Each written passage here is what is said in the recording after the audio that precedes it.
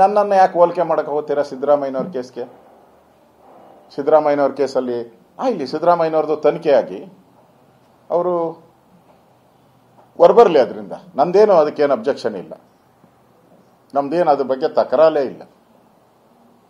ಇದು ದುಡ್ಡು ಕೊಟ್ಟು ಅರ್ಶನಾ ಕುಂಕುಮ ಜಮೀನಲ್ಲ, ಇದು ದುಡ್ಡು ಕೊಟ್ಟು ತಗೊಂಡಿರೋದು.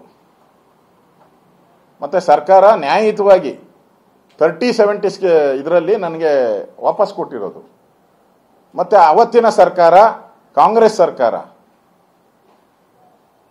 ರಿಂಗ್ ರೋಡ್ ಆದ್ಮೇಲೆ ನಮಗೆ ರಿಂಗ್ ರೋಡ್ಗೆ ಉಪಯೋಗ ಮಾಡ್ಕೊಂಡು ಉಳಿದ ಜಮೀನೆಲ್ಲ ಬಿಡ್ತೀನಿ ಅಂತ ಹೇಳಿ ಸ್ಟೇಟ್ಮೆಂಟ್ ಬಂದಿರೋ ಪತ್ರಿಕಾ ಹೇಳಿಕೆಯನ್ನು ಕೊಟ್ಟಿದ್ದೀನಿ. BDAನವರು ಕೂಡ ಇದು ನಮ್ಮ ರಿಂಗ್ ರೋಡ್ಗೆ ಏನು ಬೇಕೋ ಯೂಸ್ ಮಾಡಿದಿರಿ, ಉಳಿದಿದ್ದು ನಮ್ಗೇನು ಅವಶ್ಯಕತೆ ಇಲ್ಲ ಅಂತ ಹೇಳಿದ್ದಾರೆ. ಇಷ್ಟೆಲ್ಲ ಇದ್ರೂ ಕೂಡ ಯಾರೋ ದಾಖಲೆ ಕೊಟ್ಟರು ಅಂತೇಳಿ ನನ್ನ ಮೇಲೆ ಇಲ್ಲ ಸಲ್ಲದ ಆಪಾದನೆಗಳನ್ನು ಮಾಡ್ತಿರಲ್ಲ. ನೀವು ನಿಜವಾಗೂ ನಿನ್ನೆ ಅವರು ಪ್ರಶ್ನೆ ಕೇಳಿದಾಗ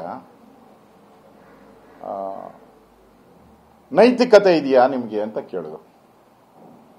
ಯಾರಿಗೆ? ನನಗೆ.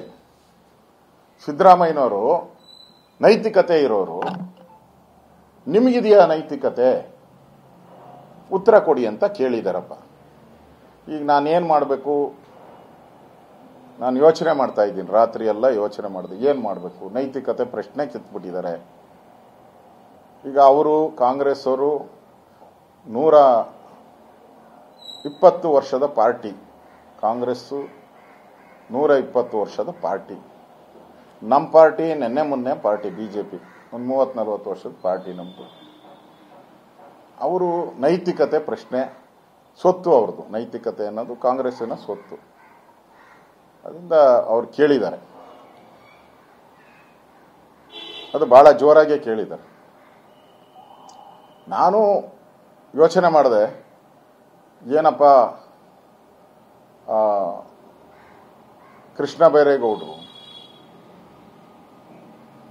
ಅವ್ರ ಹತ್ರ ಇವತ್ತು ಹಣ ಇದೆ, ಅಧಿಕಾರ ಇದೆ, ಅಂತಸ್ತಿದೆ, ಆ ಥರದ ಒಂದು ಬಹಳ ಎಕ್ಸಲೆನ್ಸಿ, ಬಹಳ ಗೌರವಾನ್ವಿತ, ರೆಸ್ಪೆಕ್ಟೆಡ್ ಮನುಷ್ಯ. HK ಪಾಟೀಲ್ರಂತೂ ಹಿರಿಯರು, ಅವ್ರ ಬಗ್ಗೆ ನಂಗೆ ಬಹಳ ಗೌರವ ಇದೆ. ಅಂತ ದೊಡ್ಡ ವ್ಯಕ್ತಿಗಳು. ಅದ್ರ ಜೊತೆಗೆ ಪರಮೇಶ್ವರ್ ಅವರು ಸಜ್ಜನ ರಾಜಕಾರಣಿ. ಪಾಪ ಮಾತಾಡದೆ ಕೂತಿದ್ದರು ಸನ್ಮಾನ್ಯ ಗೌರವಾನ್ವಿತ ಜಾರಕಿಹೊಳಿ ಅವರೊಬ್ಬರೇ. ಮೋಸ್ಟ್ಲಿ ಅವ್ರಿಗೆ ಗೊತ್ತಿತ್ತು ಇದು ಬುರ್ಡೆ ಕೇಸ್, ಇದು ಬುರ್ಡೆ ಕೇಸಲ್ಲಿ ಏನೂ ಇಲ್ಲ ಅಂತೇಳಿ ಅವ್ರು ಸುಮ್ಮನೆ ಕೂತಿದ್ರು. ಸೊ ನಾನು ಒಂದು ತೀರ್ಮಾನವನ್ನು ಈ ಸಂದರ್ಭದಲ್ಲಿ ಹೇಳಕ್ಕೆ ಇಷ್ಟಪಡ್ತಾ ಇದ್ದೀನಿ. ಇಷ್ಟೆಲ್ಲ ದೊಡ್ಡ ವ್ಯಕ್ತಿಗಳು, ಈ 4 ಜನ ನನಗೆ ಆದರ್ಶ. ಈ 4 ಜನ ನನಗೆ ಆದರ್ಶ.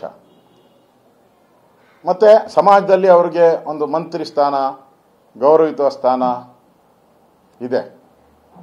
ಇದೇ ಕೃಷ್ಣ ಬೈರೇಗೌಡರು ನಾನು ಮಂತ್ರಿಯಾಗಿದ್ದಾಗ ವಿಧಾನಸಭೆಯಲ್ಲಿ ಕೂತು, ಅವರು ವಿರೋಧ ಪಕ್ಷದ ಕೂತಿದ್ರು. ಆ ಸಂದರ್ಭದಲ್ಲಿ ಮಾತಾಡಬೇಕಾದ್ರೆ ಯಾವುದೋ ವಿಚಾರ ಬಂದಾಗ ಅವರು ಬಹಳ ಹೆಮ್ಮೆಯಿಂದ ಹೇಳ್ತಾ ಇದ್ರು, ಅಶೋಕ್ ಅವರು ನಮ್ಮ ಬಂಧುಗಳು, ನಮ್ಮ ನೆಂಟರು ಅಂತ ಕೃಷ್ಣ ಬೈರೇಗೌಡರು 1-2 ಸರಿ ಒತ್ತಿ ಹೇಳಿದ್ರು.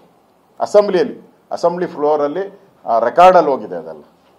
ಮತ್ತೆ ಅವರು ನನ್ನ ಬಂಧುಗಳಲ್ಲ, ನನ್ನ ಹಿತೈಷಿ, ಅವರು ನನಗೆ ಒಳ್ಳೇದಾಗ್ಲಿ ಅಂತ ಬಯಸುವಂಥವ್ರು ಅವರು. ಸೊ ಅವರು ಹೇಳಿದ್ದಾರೆ ರಾಜೀನಾಮೆ ಕೊಡು ಅಂತ.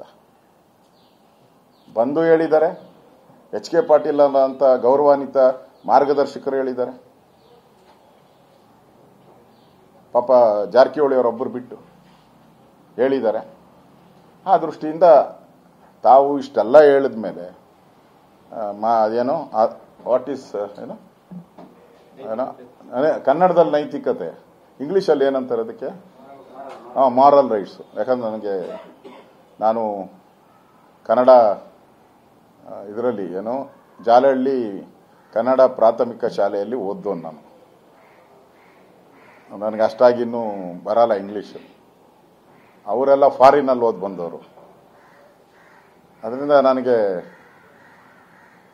ಪತ್ರನೂ ಕೂಡ ಈಗ ಗವರ್ನರ್ಗೆ ಪತ್ರ ಇಂಗ್ಲಿಷಲ್ಲಿ ಬರೀಬೇಕು, ಯಾಕಂದ್ರೆ ಅವರು ಪಾಪ ಮಧ್ಯಪ್ರದೇಶದಿಂದ ಬಂದಿದ್ದಾರೆ. ನಮ್ಮ ಸ್ಪೀಕರ್ ಅವರು ಇನ್ನೂ ಕನ್ನಡ ಕಲಿತಾ ಇದ್ದಾರೆ, ಅವ್ರಿಗೂ ಒಂದು ಇಂಗ್ಲಿಷಲ್ಲೇ ಪತ್ರ ಕೊಡಬೇಕು. ಅದಕ್ಕೆ ಕೃಷ್ಣ ಬೈರೇಗೌಡರಿಗೆ ಹೇಳ್ತೀನಿ, ನೀವು ಸ್ವಲ್ಪ ಮಾರ್ಗದರ್ಶನ ಮಾಡಿ ಯಾವ ರೀತಿ ಪತ್ರ ಬರೀಬೇಕು ಅಂತ ಹೇಳಿದ್ರೆ ನೀವು ನೈತಿಕತೆ ಪ್ರಶ್ನೆ ಎತ್ತಿದ್ದೀರಾ. ನಾನಂತೂ ಸಿದ್ಧ ಇದ್ದೀನಿ. ತಾವು ಹೇಗೆ ಹೇಳಿದ್ರೆ ಹಾಗೆ ನಾನು ನಡೆಯಕ್ಕೆ ಸಿದ್ಧ ಇದ್ದೀನಿ. ನೀವು ಅದೇ ಥರ ನಡಿಬೇಕು ಅಂತೇಳಿ ನನ್ನ ಡಿಮ್ಯಾಂಡ್ ಅಲ್ಲ ಇದು. ನೀವು ನೆನ್ನೆ ಸವಾಲು ಹಾಕಿದ್ದೀರಾ, ನನ್ನ ಮೇಲೆ ಸವಾಲು ಹಾಕಿದ್ದೀರಾ. ನಾನು ಸವಾಲು ಹಾಕಕ್ಕೆ ಹೋಗಲ್ಲ, ಯಾಕಂದ್ರೆ ನೀವು ನನಗಿಂತ ಮೇಲೆ ಇರೋರು, ದೊಡ್ಡ ವ್ಯಕ್ತಿಗಳು, ನೀವು ಮಂತ್ರಿಗಳಾಗಿರೋರು. ನಾನು ಪಾಪ ಹಳ್ಳಿಯಲ್ಲಿ ಬಂದವನು ನಾನು. ಅದರಿಂದ ಅದೇನೋ ಹೇಳ್ತಾರಲ್ಲ, ಬೆಗ್ಗರ್